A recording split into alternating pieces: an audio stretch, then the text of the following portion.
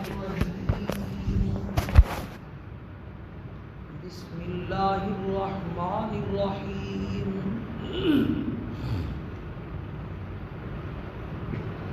واصطنعتك لنفسي اذهب أنت وأخوك بآياتي ولا تنيا في ذكري اذهبا إلى فرعون إنه طغى فقولا له قولا لينا لعله يتذكر أو يخشى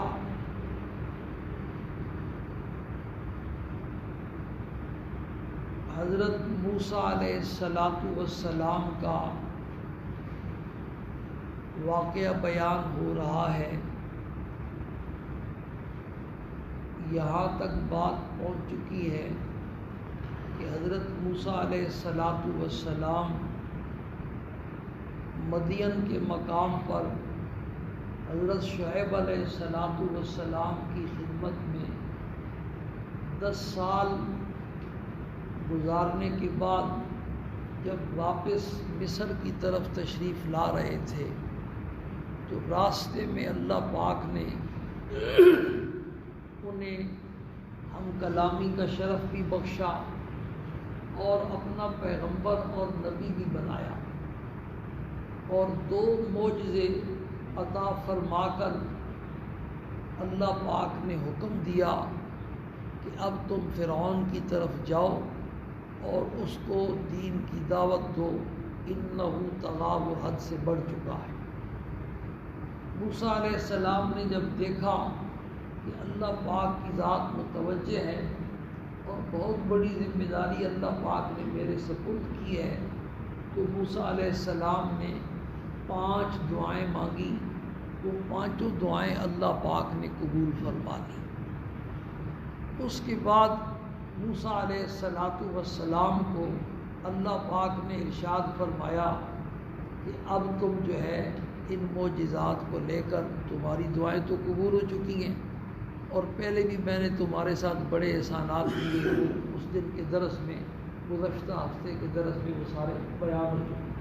اب تم ایسا کرو کہ تم اور تمہارا جو بھائی میں نے تمہاری سفارش پر نبی بنایا ہے، واصطنعتک لنفسی، میں نے آپ کو منتخب کر لیا اپنی ذات کے لیے، یعنی اپنی نبوت کے لیے۔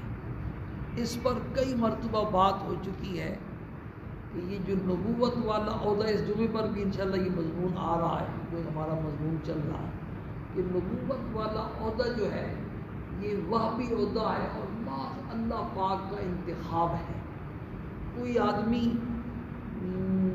دین کے لیے محنت کر کے، زیادہ مجاہدے کر کے، یا زیادہ ذکر اذکار کر کے، زیادہ نمازیں پڑھ کے نبی بننا چاہے تو نبی نہیں بن سکتا۔ یہ نبوت صرف اللہ پاک کا انتخاب ہے۔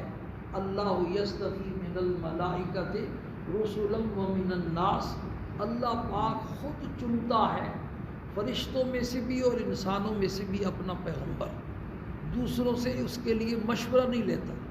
ان اللہ اصطفیٰ آدم و نوحا و آل ابراہیم و آل عمران علی العالمین، تو یہ اللہ پاک کا اپنا انتخاب ہے۔ موسیٰ علیہ السلام کا واقعہ کئی دفعہ یہ جب مضمون بیان ہوتا ہے تو میں آپ کو سنا چکا ہوں کہ موسیٰ علیہ السلام جب مدین کے مقام پر بکریاں چلا رہے تھے نا، تو ایک مرتبہ ایک بکری جو تھی وہ ریوڑ سے جدا ہو کر کے بھاگ پڑی، اور پہاڑی علاقہ تھا، موسیٰ علیہ السلام بکری کے پیچھے پیچھے، اور بکری جو ہے نا آگے آگے، آخر جو ہے نا اتنی بھاگی بکری کہ تھک ہار کر کے گر پڑی۔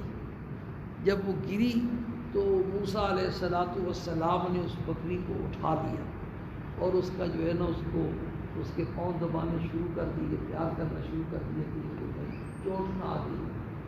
تو حالانکہ موسیٰ علیہ السلام کی طبیعت میں تھوڑا سا کیا تھا، جلال تھا۔ تو فرشتوں نے جب یہ منظر دیکھا تو اللہ پاک سے عرض کیا، اللہ یہ آدمی بڑا عجیب ہے، اس کو تو بکری پر غصہ آنا چاہیے تھا، بجائے غصہ آنے کے یہ بکری سے پیار کر رہا ہے، تم اس کو اپنا نبی بنا دو، یہ بڑا شفیق معلوم ہوتا۔ تو اللہ نے ارشاد فرمایا کہ اس کو تو میں نے پہلے سے اپنی نبوت کے لیے منتخب کیا۔ تو یہ نبوت جو ہے نا یہ معاذ اللہ پاک کا انتخاب ہے. کئی دفعہ اس پر بات ہو چکی ہے. اسی کا تذکرہ اس آیت میں اللہ نے فرمایا میں نے آپ کو منتخب کیا ہے اپنی ذات کے لیے، یعنی اپنی نبوت کے لیے. اب تم ایسا کرو اذهب انت واخوک بآیاتی، تم بھی جاؤ اور تمہارا بھائی بھی میری یہ نشانیاں معجزات لے کر کے دونوں جاؤ.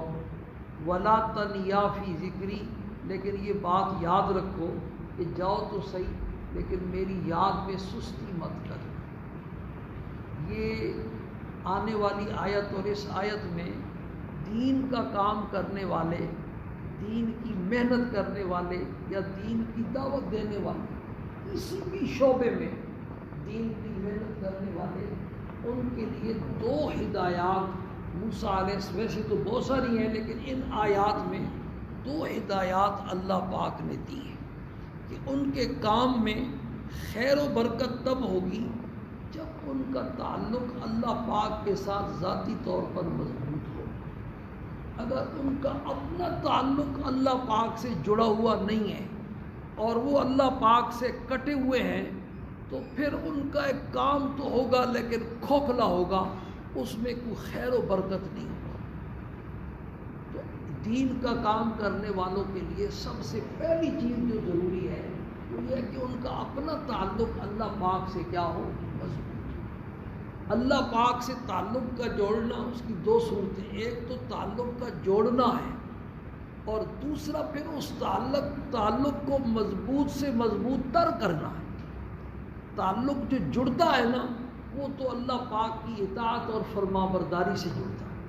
حضرت تھانوی رحمۃ اللہ علیہ نے 2 شادیاں کی تھی اور ان کی اولاد نہیں تھی. بچوں کو سناتا ہوں تاکہ تم پریشان نہ ہو، جانو بیٹھے رہو آرام.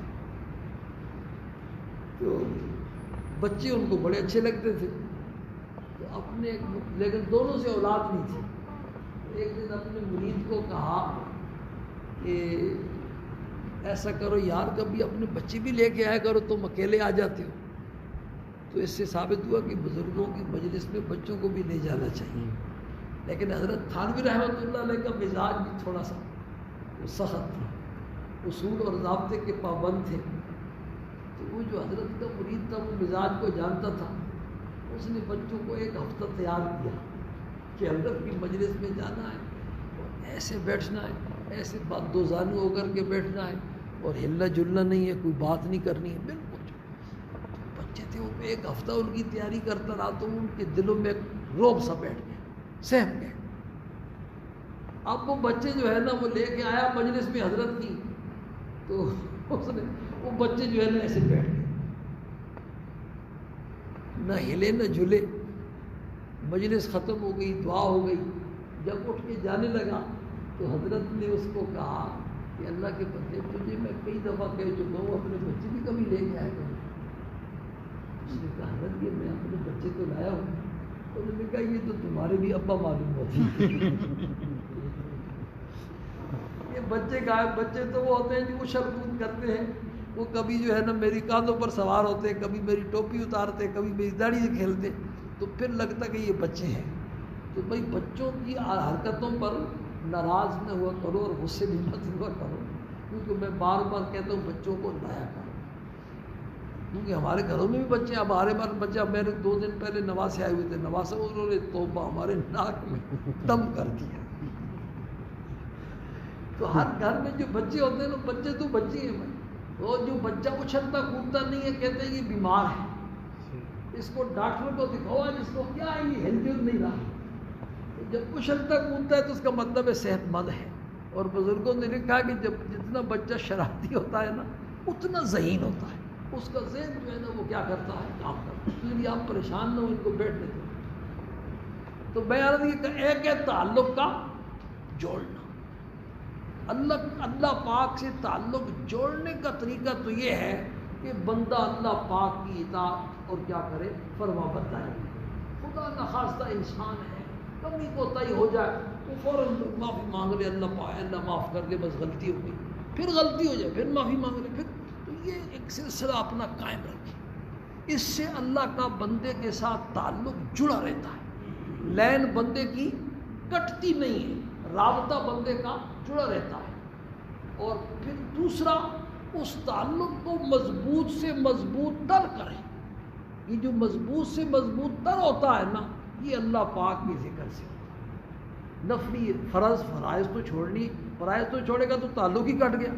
فرائض واجبات کا تو کیا کرنا ہے بھائی، اہتمام کرنا ہی کرنا ہے، لیکن نفلی عبادات کی کثرت، ذکر کی کثرت، تلاوت کی کثرت، اٹھتے بیٹھتے چلتے پھرتے ہر وقت اللہ پاک کو بندہ یاد کرے، مسنون جو دعائیں ہیں وہ یاد کرے، تلاوت کا اہتمام کرے، تہجد کا اہتمام کرے، اوابین جا اشراق کا اہتمام کرے، اور ذکر کی کثرت۔ حدیث شریف میں آتا ہے کہ بندہ نوافل کے ذریعے میرا قرب حاصل کرتا رہتا ہے۔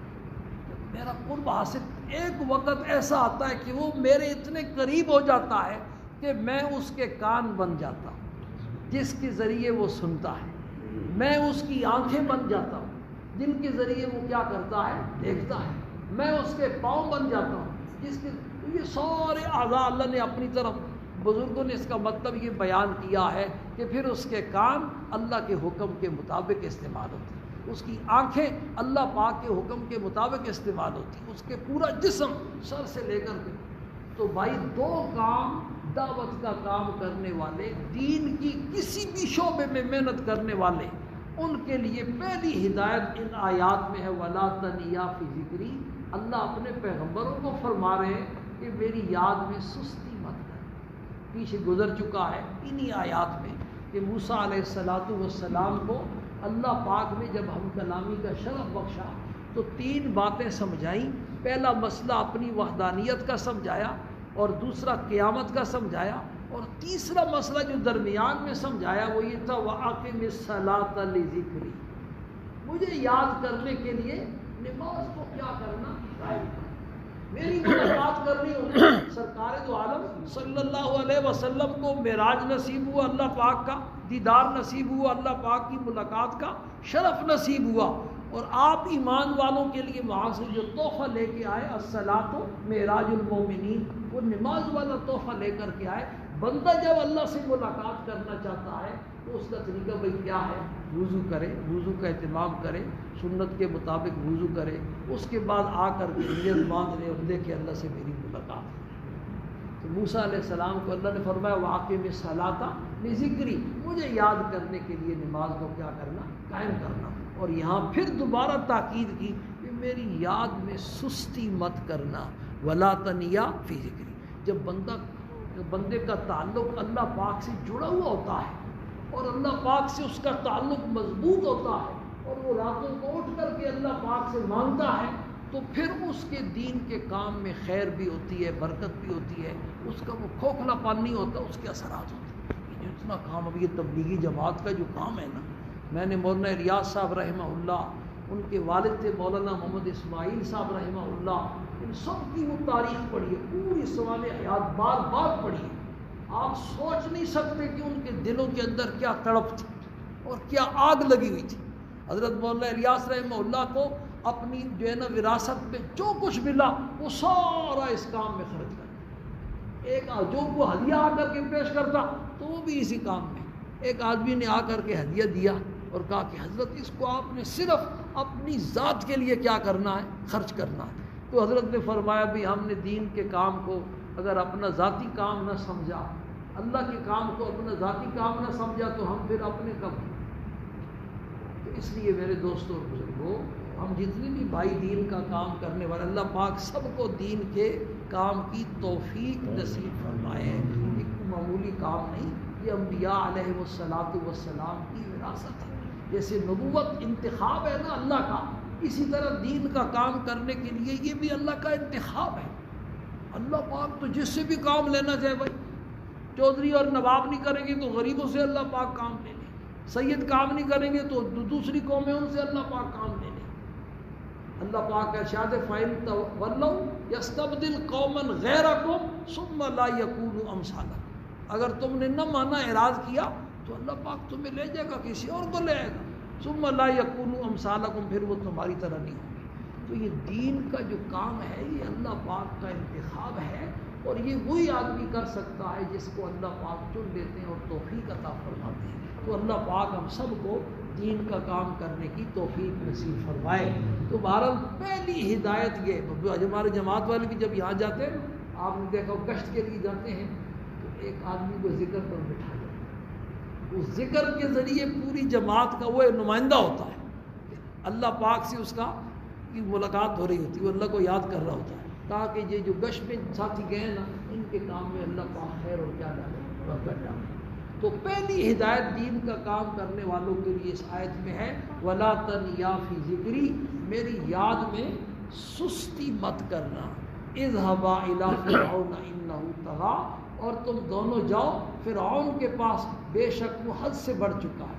فَقُولَا لَهُ قَوْلًا لَيِّنًا لَعَلَّهُ يَتَذَكَّرُ أَوْ يَخْشَىٰ, اور تم جا کر کے اس سے نرمی سے بات کرنا, شاید کہ وہ نصیحت حاصل کرے یا ڈر جائے. یہ دوسری ہدایت ہے, اس پر تھوڑی سی لمبی بات ہے, وہ انشاءاللہ اللہ پاک نے خیر کی. تو پرسوں کل جو ہے اتفاقیہ درس کی چھٹی ایک فوت کی ہوگی ایک گاؤں میں جنازے کے لیے, تو میں نے قاری صاحب کو بھیج دیا تھا لیکن کل ان کا تیسرا ہے. کل میں دعا کے لیے نہ